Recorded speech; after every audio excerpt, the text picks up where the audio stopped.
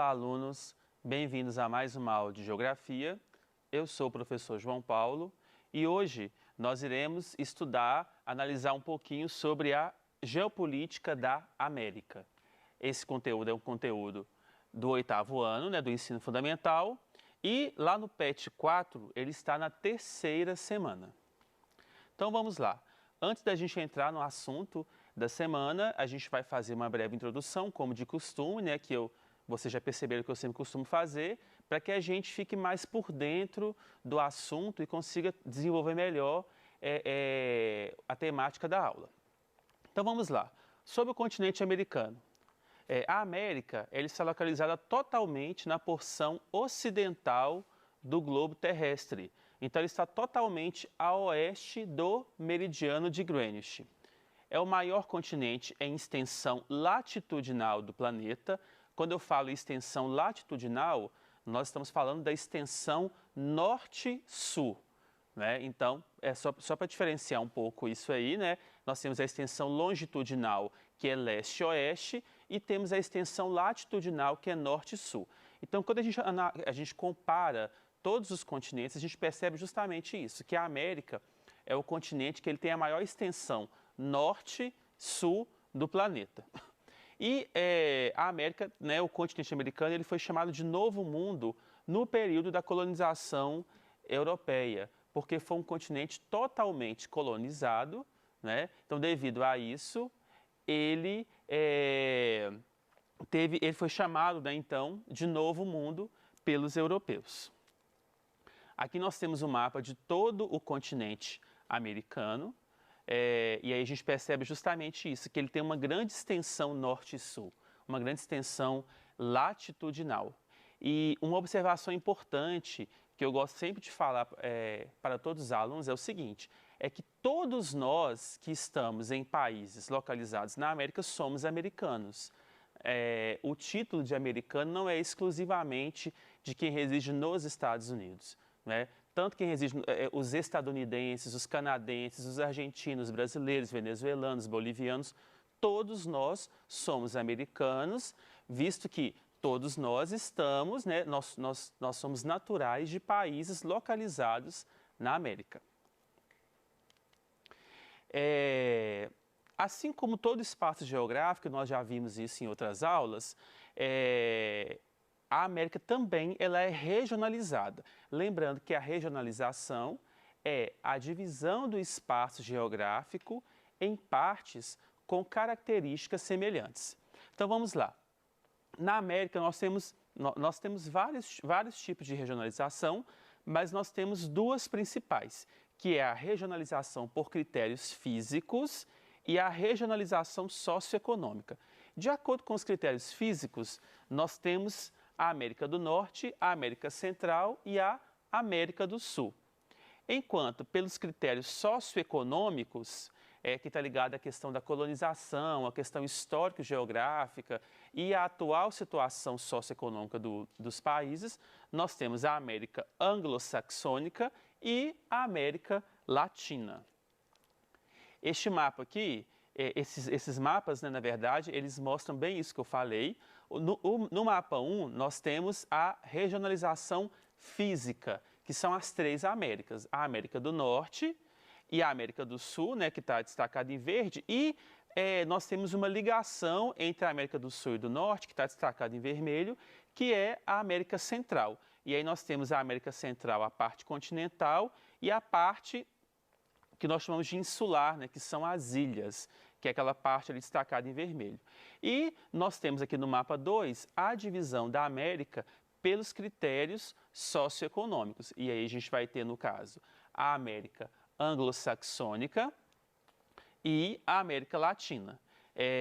Então, uma coisa importante de lembrar é o seguinte, que são regionalizações diferentes do mesmo espaço. Então, são formas distintas, formas diferentes de se observar e de fazer uma análise geográfica do mesmo espaço, no caso. E uma informação importante também desse mapa, de todos os mapas da América, a gente percebe que o continente americano ele é banhado por 2 oceanos importantes, que é o Oceano Atlântico e o Oceano Pacífico. Na parte oriental, ou seja, a leste, nós temos o Oceano Atlântico e a oeste, né, na parte oriental, nós temos o Oceano Atlântico, na parte ocidental, na parte mais a oeste, nós temos então o Oceano Pacífico. Então, que são os dois tipos de regionalização principais do continente americano. Especificando um pouco mais sobre a regionalização da América. A regionalização socioeconômica, que às vezes a gente confunde um pouco. A América anglo-saxônica, ela é formada pelos Estados Unidos da América e o Canadá, que são países socioeconomicamente desenvolvidos. Já a América Latina é formada por vários países, por inúmeros países, dentre eles o Brasil, inclusive, e a América Latina, ela é formada por países que eles têm menor desenvolvimento socioeconômico quando nós comparamos esses países aos Estados Unidos e ao Canadá. Então, voltando àqueles conceitos que a gente estudou, sobre a classificação dos países na nova ordem mundial, né, países desenvolvidos, emergentes, subdesenvolvidos, nós percebemos que no continente americano nós vamos ter essa diferenciação, essa separação. E a América anglo-saxônica, né, formada por países desenvolvidos, e os demais países da América, nós vamos ter aí os países emergentes, países subdesenvolvidos, e aí vai. Uma coisa importante a gente analisar, que sempre confunde os alunos, é o seguinte, que é o caso do México, por exemplo. Quando a gente vai na divisão física da América, a gente percebe que o México ele está juntamente com o Canadá e Estados Unidos na América do Norte. Porém, quando a gente faz a análise socioeconômica, o México ele está na América Latina, mas como eu disse, são critérios diferentes de regionalização do espaço geográfico americano. Características gerais. O continente americano ele foi totalmente colonizado por potências europeias, por isso aquela denominação de Novo Mundo, porque no período das grandes navegações, né, foi um continente totalmente colonizado, principalmente pela Inglaterra, França, Portugal e Espanha. Então, esses países tiveram uma participação mais efetiva na colonização do continente americano. A influência da cultura europeia ela é bastante significativa, é um traço cultural muito importante e muito forte que nós, enquanto americanos, né, enquanto pessoas que são naturais de países americanos, um traço importante que nós temos é a língua, não é? É o idioma que nós falamos. Por exemplo, nós aqui no Brasil, nós falamos, né, como língua oficial a língua portuguesa. E a língua portuguesa, ela é original, ela se origina lá, né, em Portugal, que é um país europeu. Quando a gente pega outros países da América do Sul, por exemplo, que falam espanhol, essa língua espanhola ela está relacionada ao colonizador, né, da época que foi a Espanha. Então, nós temos vários traços culturais aí ligados ao continente europeu. E o principal deles é a língua que a gente fala. No caso dos Estados Unidos, eles falam inglês devido à colonização inglesa que foi muito forte naquele país. Como eu disse, a influência da cultura europeia é bastante significativa e os aspectos socioeconômicos, eles estão relacionados, dentre outros fatores, ao processo de colonização. Então, a gente percebe justamente isso, que os colonizadores, eles exerceram diferentes formas de colonização ao longo do tempo. E essa colonização, ela acabou por diferenciar e caracterizar socioeconomicamente esses países até os dias atuais. Então, o processo de colonização, ele também foi um fator determinante, né, muito importante nesse contexto socioeconômico atual que nós vivemos aqui nos países do continente americano. Abordando um pouco sobre a integração da América. Essa questão de integração é um desafio grande, né, porque quando nós temos um continente muito grande, ainda mais um continente em extensão latitudinal muito muito significativa, essa integração ela é um pouco complicada, não é? Porque a integração dos países do continente, um dos fatores que facilita essa integração é a proximidade geográfica.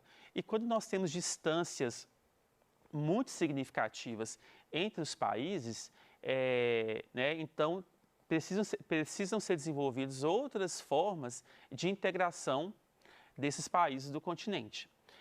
E aqui na América, assim como em outras partes do mundo, né, houveram e acontecem tentativas de integração.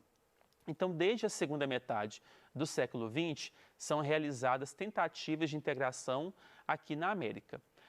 Só que apesar das inúmeras tentativas, nenhuma medida ela teve sucesso em conseguir a união total do continente, ou então pelo menos uma união significativa do continente americano.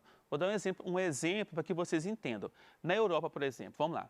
A Europa, a gente tem o bloco da União Europeia. A União Europeia não é um bloco que ele abriga todos os países da Europa, mas ele abriga uma quantidade significativa de países europeus. E eles conseguiram realizar uma integração tão grande que grande parte desses países até adotaram uma moeda única, que é o euro. Então, essa adoção da moeda única, ela significou o quê? Um avanço muito grande na integração. Então, daí a gente vê a diferença de um continente que ele é bastante integrado para um continente como o nosso que não tem uma integração assim tão efetiva, tão forte, né? Lembrando, como eu disse, o fator geográfico, né, o fator de grande extensão territorial, muitas vezes ele dificulta essa integração. Só que, então, o que acontece aqui na América? Como essa questão geográfica, ela dificulta, como eu disse, então as regiões menores, digamos assim, do continente americano, eles começaram a realizar, a exercer essa integração. E aí essa integração, ela ocorreu principalmente a partir da criação e do fortalecimento dos blocos econômicos. Lembrando que um bloco econômico, ele é uma associação de países, que nós já vimos em aulas anteriores, né?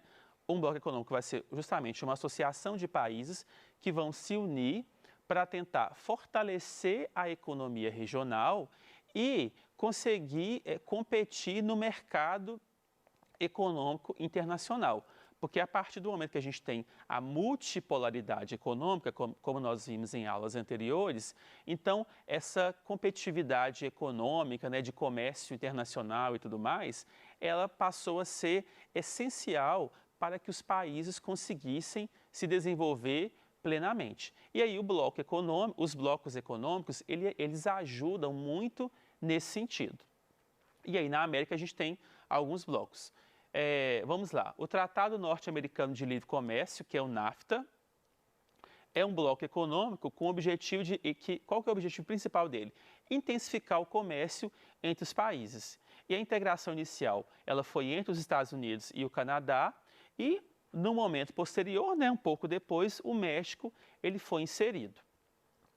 Essas imagens aqui, né, elas mostram um pouco dessa integração do NAFTA, que é esse bloco da América do Norte, né, com o mapa lá Canadá, Estados Unidos e México, e ali uma representação da bandeira dos 3 países. Uma coisa importante da gente analisar, né, gente?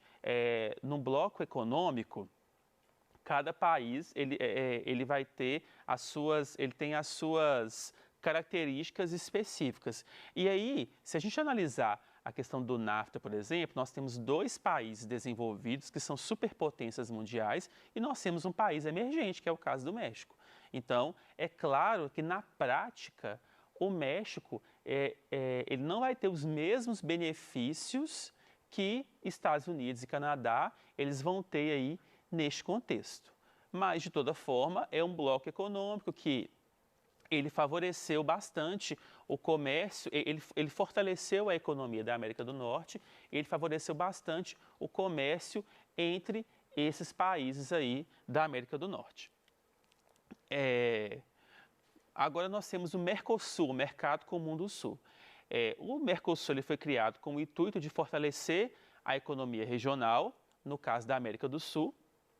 Ele foi formado inicialmente por Brasil, Argentina, Paraguai e Uruguai, e em 2012 a Venezuela ela foi inserida a este bloco econômico. Porém, por questões políticas, de relações políticas aí entre os países, a Venezuela ela está suspensa desde 2017. Então, o Mercosul ele é justamente o quê? Uma tentativa de integração e de fortalecimento da economia da América do Sul. Porque a América do Sul é um continente bastante significativo, e aí quando a gente tem um bloco econômico que ele vai reunir, né, esses 5 países, Brasil, Argentina, Paraguai, Uruguai e a Venezuela, que, né, dentre esses países nós temos as principais economias aí da América do Sul, que é o caso do Brasil, por exemplo. Então a gente tem uma possibilidade grande de fortalecimento da economia desta região. Essa imagem, né, esse mapa, ele mostra os países que integram o Mercosul, né, e o símbolo do Mercosul. O Mercosul ele foi importantíssimo para nós aqui da América do Sul, porque ele facilitou muitas coisas, não é? Por exemplo, as pessoas que tiram o passaporte ele é único na América do Sul, né? No caso dos países do Mercosul, o trânsito de pessoas entre os países do Mercosul também, ele é bastante facilitado. Então, são fatores, são características que elas nos mostram uma integração grande entre esses países do Mercosul. E nos últimos tempos, não sei se vocês observaram, né, as placas dos veículos elas estão mudando, as placas dos caminhões, dos carros, e etc.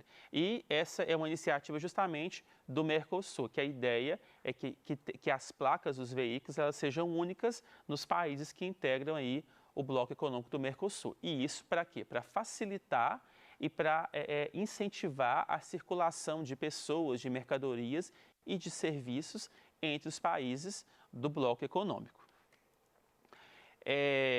Falando um pouco mais da integração da América, a gente tem a Comunidade Andina, que não é um bloco econômico, mas é uma associação de países formada pelo Peru, Colômbia, Equador e a Bolívia.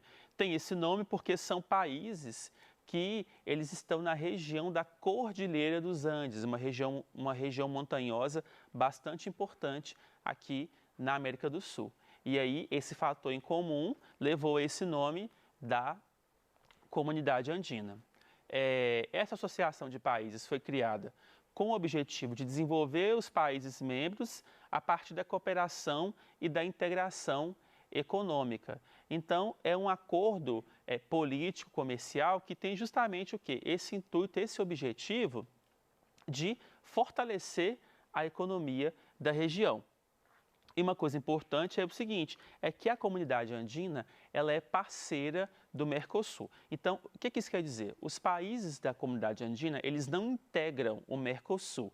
Eles não vão usufruir das mesmas vantagens que os países do Mercosul vão ter. Só que existem parcerias econômicas, né, que a longo prazo pode ser que esses países todos eles se unam para quê? Para formar um bloco econômico único que pode ser que seja o objetivo dos governantes desses países e seria um passo importante na integração e no fortalecimento de todo o subcontinente da América do Sul. E aí nós temos o mapa da Comunidade Andina, né? Os países em destaque, né? Colômbia, Equador, Peru e a Bolívia. E aqui também as bandeiras dos 4 países. E aí mostrando justamente o quê? A proximidade geográfica e uma possibilidade de integração que a gente pode ter, que a gente tem entre esses países aí, justamente porque eles têm essa proximidade geográfica muito grande. Os blocos e associações econômicas, eles, né, como eu disse, eles fortalecem e integram a economia, diminuem as tarifas de importação e exportação, que é um fator muito importante, e muitas vezes é adotado a livre circulação de pessoas entre essas associações econômicas também. eles se fortaleceram a partir da nova ordem mundial e também a partir do processo de globalização. Lembrando que cada bloco ele possui as suas próprias normas e as suas próprias regras. Então por hoje é só. Obrigado pela atenção, estudem bastante e principalmente fiquem em casa. Até mais!